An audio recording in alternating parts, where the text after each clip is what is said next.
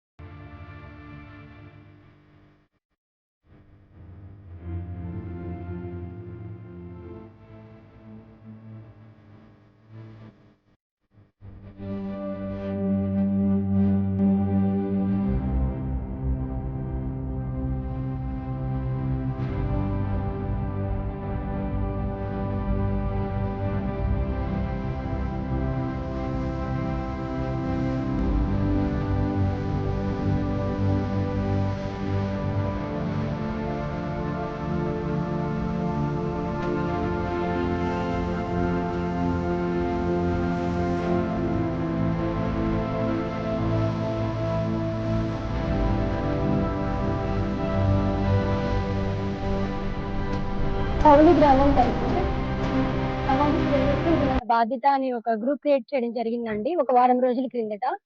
అలానే మేము అందులో భాగంగానే ఈ రోజు ఇక్కడ ఒక స్లమ్ ఏరియాకి వచ్చి రైస్, అలాగే కందిపప్పు, అలాగే బట్టలు తీసుకొచ్చి ఇక్కడ మా గ్రామం తరపున మహిళలందరం కొంతమంది వరకు వచ్చి ఇక్కడ ఇవ్వడం జరిగిందండి.